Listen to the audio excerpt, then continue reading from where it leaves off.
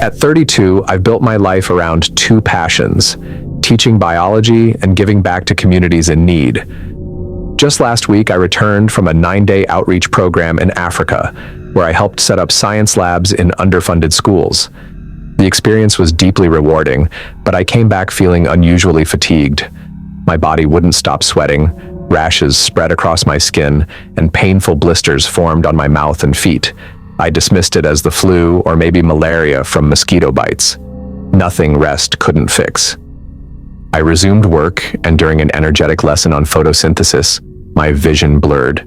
My knees buckled, and I collapsed onto the cold classroom floor. Gasps echoed around me as my students called out in panic. Their terrified faces were the last thing I saw before everything went black. When I opened my eyes, the blurry outline of the school nurse leaned over me, her voice calm but urgent. My body felt like it was on fire, and I could barely move. Teachers whispered nearby, their voices tinged with worry. Moments later, a doctor arrived. His face set in grim determination as he examined the rash on my arms and the blisters on my mouth and feet. His expression hardened as he made a call, requesting immediate isolation measures. Within hours, I learned the devastating truth. I was carrying a rare, highly infectious virus, likely contracted during my recent trip. Panic swept through the school as students were evacuated, their terrified faces haunting me as I was rushed into quarantine. My mind raced with guilt, knowing the entire school was now at risk. The school went into immediate lockdown, the intercom crackling with instructions to remain in classrooms. Health officials arrived in full protective gear, sealing the exits and ensuring no one could leave. From the windows, I could see panicked parents gathering outside, some pleading with authorities, others crying or clasping their hands in prayer. Above us, news helicopters circled, capturing the chaos for the entire city to see. Inside, fear spread quickly. Teachers did their best to maintain calm, but the tension was overwhelming. Whispers of illness, quarantine, and danger filled the air as students huddled together, their eyes wide with uncertainty. I sat alone in a sealed room, my mind heavy with guilt and dread, knowing the lockdown wasn't just about me. It was about the hundreds of lives now exposed to the unknown. By the next day, symptoms began to appear everywhere, students complaining of fever, teachers moving sluggishly, and rashes spreading across arms and faces. The gym became a makeshift infirmary, rows of cots lining the floor. Medical teams in hazmat suits patrolled the halls, isolating the worst cases and working tirelessly to contain the outbreak. On the third day, the janitor, a kind man who had worked at the school for decades, grew gravely ill. His compromised health couldn't withstand the virus, and despite the doctor's best efforts, he didn't survive. The loss hit everyone hard, a painful reminder of how fragile life had become inside those walls. By the fifth day, the worst seemed to be over. Symptoms across the school began to subside, and students and staff slowly regained their strength. I was still weak, confined to a room under observation, but the relief was palpable as the medical teams reported fewer new cases. Learning that the virus was a rare strain, likely contracted during my trip, was a crushing blow. I had traveled to help others, but instead, I had unknowingly put my school in danger. The thought of the janitor's death and the fear I caused will stay with me forever.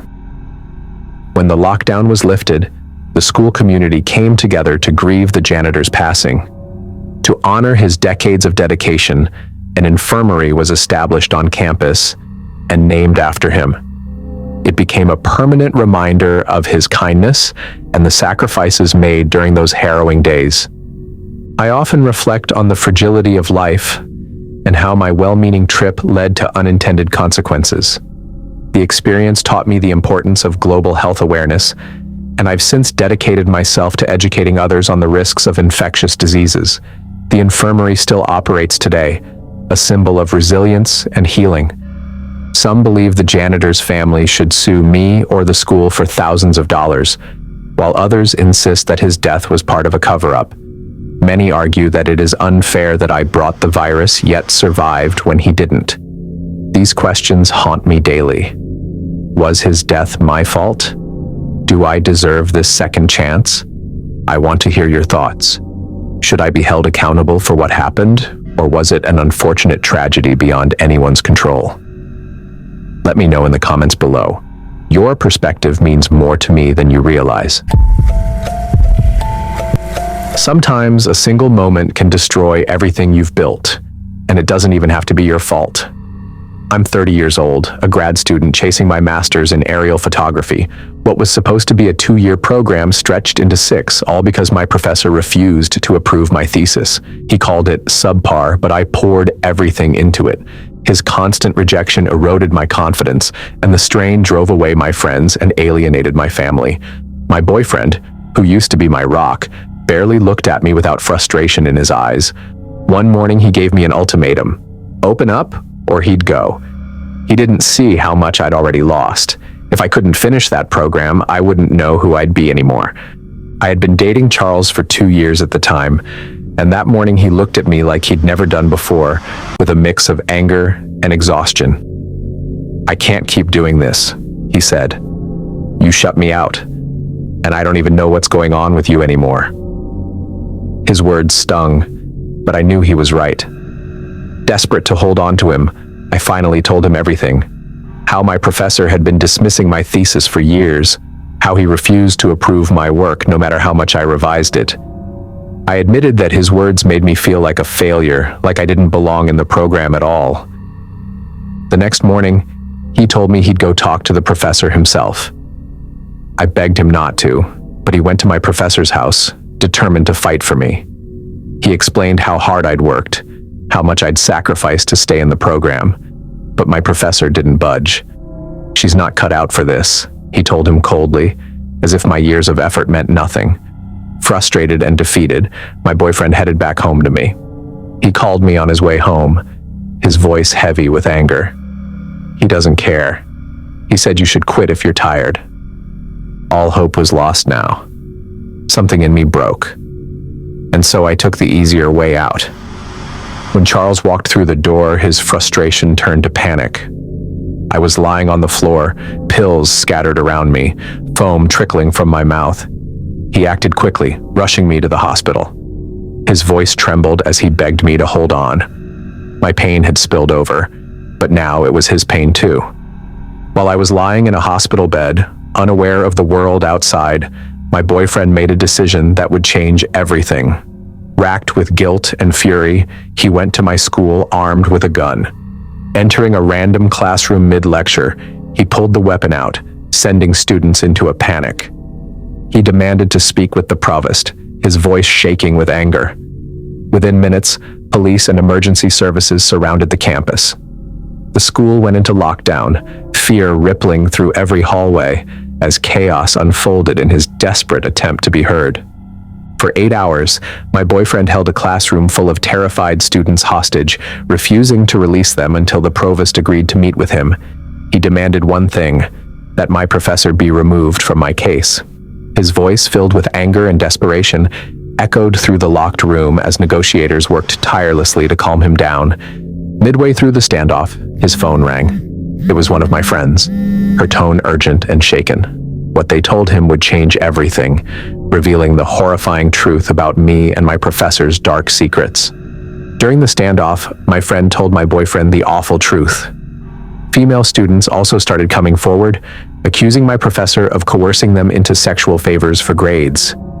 Some revealed he had secretly recorded their encounters, using the tapes to blackmail them into silence. The police acted swiftly, got a warrant, raided his home, and discovered 42 tapes. One of them was mine. I had buried that memory deep, too ashamed and afraid to speak about it. Now, my darkest secret was exposed, a horrific piece of evidence in a nightmare I couldn't escape. My boyfriend was arrested, charged with kidnapping and illegal possession of a firearm, and sentenced to prison. Not long after, he ended our relationship, leaving me shattered and alone. The weight of everything, his actions, my pain, and the fallout, was suffocating. My ex-professor was exposed, fired, and arrested, facing countless charges for his abuse. Knowing he could no longer harm anyone brought a small sense of relief, though it didn't erase the damage. Now, I'm trying to rebuild my life, searching for strength in the hope that this nightmare might finally end. To this day, everyone believes that I deserved what I got. I wish I died that day. I wonder if anyone out there understands me at all. Should I have told him the whole truth, even about the tapes and my indiscretions? Is there any other way I could have handled all of these? If you found these stories compelling, don't forget to like, share, and subscribe to my channel for more gripping true stories. Let me know your thoughts in the comments below, and hit the notification bell so you never miss an upload. Thanks for watching.